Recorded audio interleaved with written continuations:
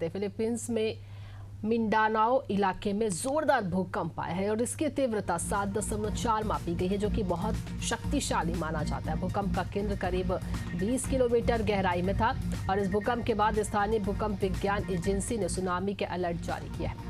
समुद्र किनारे रहने वाले लोगों को तुरंत ऊंची जगहों पर जाने को कहा गया है। शुरुआती रिपोर्ट्स में किसी बड़े नुकसान या तबाही की खबर नहीं आई है, लेकिन इतने शक्तिशाली भूकंप की वजह से लोग घबराकर अपने घरों से बाहर निकल आए।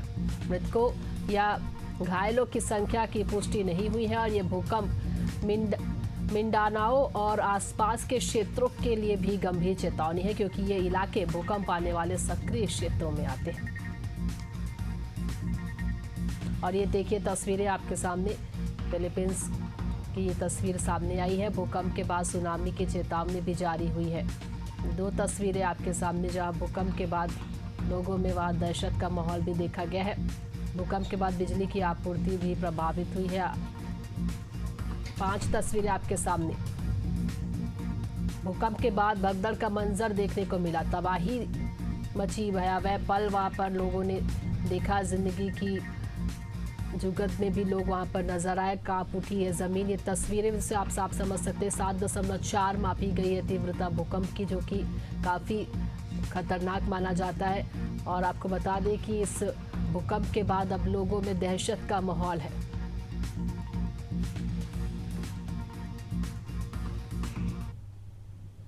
इजराइल की कैबिनेट ने शुक्रवार को अमेरिकी राष्ट्रपति डोनाल्ड ट्रंप की गाजा में युद्ध विराम और बंधकों की रिहाई की योजना को मंजूरी दे दी है। कैबिनेट से मंजूरी के साथ अब युद्ध विराम लागू हो गया। रिपोर्ट्स के अनुसार अधिकांश कैबिनेट मंत्रियों ने समझौते के पक्ष में मतदान किया और इसके साथ ही समझौते के लागू होने से इजरायली बंधकों को 72 घंटे के अंदर रिहा किया जाएगा।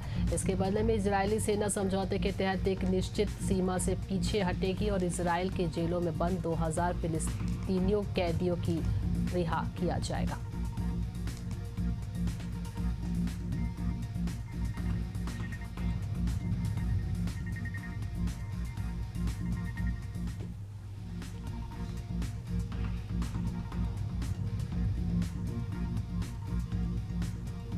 तो गाजा में अब युद्ध विराम हुआ है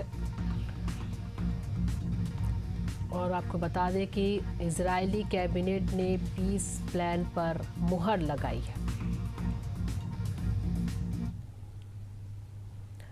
अगली खबर बताते हैं आपको। भारत ने अमेरिकी राष्ट्रपति डोनाल्ड ट्रंप की गाजा शांति योजना के पहले चरण के समझौते का स्वागत किया और इस समझौते के तहत इजराइल और हमास ने गाजा में लड़ाई रोकने की घोषणा की है।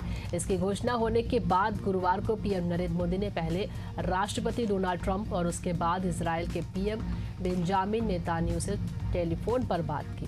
मोदी ने इन दोनों नेताओं को गाजा शांति समझौते पर सहमति बनाने के लिए की गई कोशिशों की सराहना की और उन्हें बधाई दी। राष्ट्रपति ट्रंप के साथ पीएम मोदी की द्विपक्षीय मुद्दों, खास तौर पर भारत व अमेरिका के बीच कारोबारी समझौते को लेकर चल रही वार्ता पर भी बात हुई।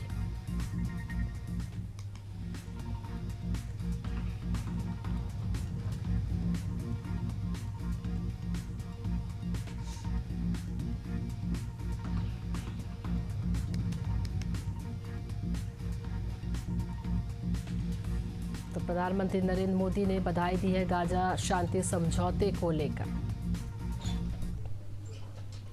नई दिल्ली के हैदराबाद हाउस में अफगान के विदेश मंत्री आमिर खान मुत्ताकी के साथ विदेश मंत्री एस जयशंकर ने बैठक की। भारत ने अफगानिस्तान की राजधानी काबुल में दूतावास शुरू करने का आधिकारिक ऐलान कर दिया है। जयशंकर ने इस दौरान अफगानिस्तान के संप्रभुता का समर्थन भी किया। 2021 के बाद यह पहली बार है जब भारत ने अफगानिस्तान के संप्रभुता का पूर्ण समर्थन किया है। मुत्ताकी के साथ बैठक में विदेश मंत्री जयशंकर ने कहा कि भारत ने हमेशा अफगानिस्तान का साथ दिया। अफगान हमारे लिए काफ़ी अहम है। अफगानिस्तान में अभी फिलहाल रूस और पाकिस्तान जैसे देशों का ही दूतावास है। काबुल में भारत का उच्चायोग ज़रूर है, लेकिन वो दूतावास में नहीं बदल पाया था। तालिबान शासन के आने के बाद से ही भारत साइलेंट मोड में था, लेकिन अब भारत ने वहाँ पर दूतावास खोलने का ऐलान किया है।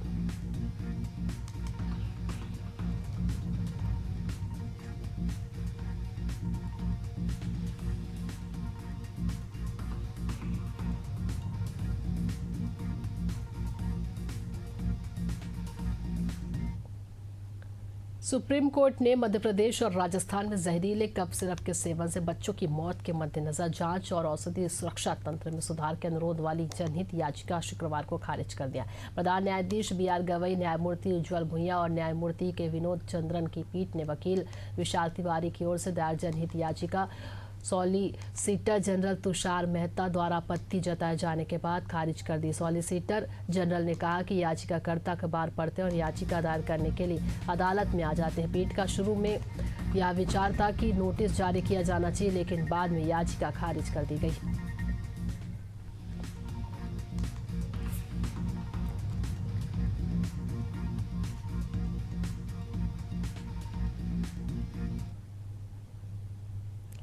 मध्य प्रदेश के मुख्यमंत्री डॉक्टर मोहन यादव असम के बाद निवेश के लिए कल मुंबई पहुंचे। सीएम ने कल मुंबई में देश विदेश के उद्योगपतियों के से निवेश को लेकर चर्चा की। मध्य प्रदेश में निवेश की अनंत संभावनाओं को रेखांकित करते मुख्यमंत्री डॉक्टर मोहन यादव ने महाराष्ट्र के उद्यमियों से प्रदेश में निवेश का आह्वान किया। साथ ही मुंबई में आयोजित interactive session on investment opportunities in Madhya Pradesh में बोलते हुए उन्होंने कहा कि मध्य प्रदेश में उद्योगों के लिए अनुकूल माहौल और सरल नीतियों के कारण निवेश तेजी से बढ़ रहा है। इस सत्र में 74,300 करोड़ से अधिक के निवेश प्रस्ताव प्राप्त हुए, जिनमें नवीनीकरणीय ऊर्जा क्षेत्र में 19,900 करोड़ और अन्य क्षेत्र में 54,400 करोड़ रुपए शामिल है। मुख्यमंत्री ने 20 से अधिक उद्योगपतियों और संगठनों के साथ 1-to-1 चर्चा की और तमाम अलग अलग निवेश की संभावनाएं भी तलाशी गई। उन्होंने निवेशकों को हर संभव सहयोग का आश्वासन दिया।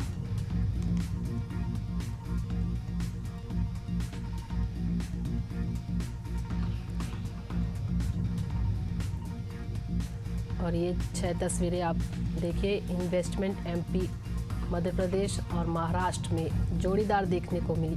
दीप प्रज्वलन से CM का स्वागत हुआ, विमर्श के पल भी दिखाई दिए, निवेश की बात किए गए और साथ ही रोजगार को लेकर भी CM डॉक्टर मोहन यादव ने कहा कि रोजगार भी इससे मिलेगा, रोजगार को बढ़ावा मिलेगा, निवेशकों की भी राय जानिए।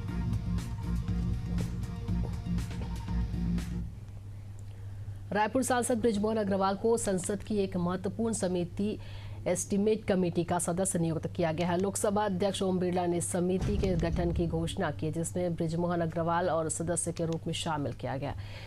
एस्टीमेट समिति संसद की सबसे प्रभावशाली समितियों में से एक है और इसका गठन लोकसभा से किया जाता है और इसका मुख्य उद्देश्य मंत्रालय और विभागों के व्यय, बजट, उपयोग और कार्यप्रणाली की जांच करना होता है। समिति प्रशासन में पारदर्शिता, दक्षता और अर्थव्यवस्था को बढ़ाने के लिए आवश्यक सुझाव भी प्रस्तुत करती है।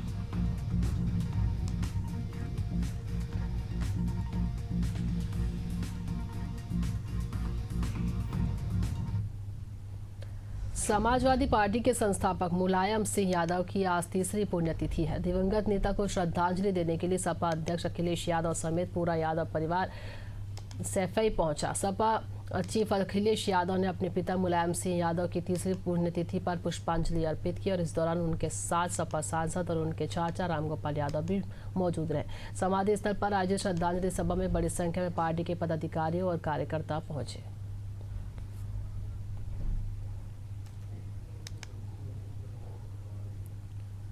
उत्तर प्रदेश सरकार के कैबिनेट मंत्री संजय निषाद ने एशियन न्यूज से खास बातचीत की। इस दौरान उन्होंने बड़ा बयान दिया है।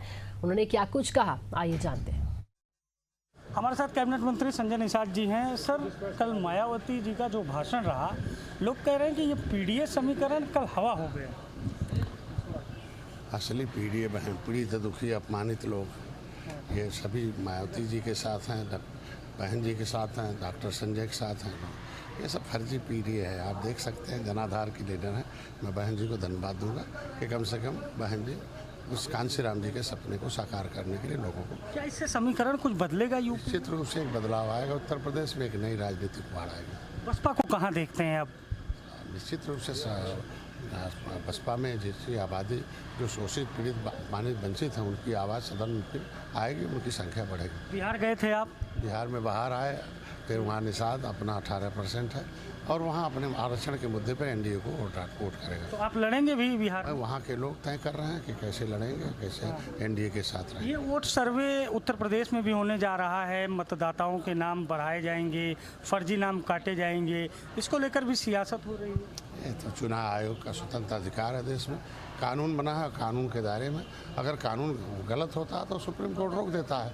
तो ये सारे लोग राजनीति न करें, अगर गलत है चुनाव आयोग तो सुप्रीम कोर्ट जाए और वहाँ हल्फनामा दाखिल करें सुप्रीम कोर्ट। आज मुलायम सिंह यादव जी की पुण्यतिथि है, क्या कहेंगे? पिछड़ों के नेता थे और हम लोगों के एक अभिभावक थे, मैं उन्हें सच्ची श्रद्धांजलि देता हूँ। क्या अखिलेश उनके पद चिन्हों पर चल रहे हैं? हमको लगता है कि मुलायम सिंह के पास अखाड़े के पहलवान थे, इनके पास अब भाड़े के पहलवान हैं। तो देखिए, बड़ा बयान दिया है संजय निषाद ने। उन्होंने कहा है कि मुलायम सिंह यादव अखाड़े के पहलवान थे, अखिलेश यादव के पास भाड़े के पहलवान हैं। सहयोगी शिवांशु के साथ अभिषेक शर्मा, लखनऊ। सोनभद्र में इंसानियत पर सवाल उठे। स्टेशन मास्टर के बर्बरता का वीडियो वायरल हुआ है। गरीब आदिवासी महिलाओं को डंडों से भी पीटा गया है। प्लेटफॉर्म पर गंदगी देख भड़के स्टेशन मास्टर। विडनमगंज रेलवे स्टेशन का ये पूरा मामला बताया जा रहा है, जहां प्लेटफॉर्म पर गंदगी देखकर स्टेशन मास्टर भड़के। विडनमगंज रेलवे स्टेशन का ये पूरा मामला। आपको बता दें कि सोनभद्र में इंसानियत पर सवाल उठे। तस्वीरें आपके सामने। स्टेशन मास्टर के बर्बरता का वीडियो वायरल हुआ है। गरीब आदिवासी महिलाओं को डंडों से पीटा गया है। प्लेटफॉर्म पर गंदगी देखकर स्टेशन मास्टर भी भड़के हैं। विडनमगंज रेलवे स्टेशन का पूरा मामला।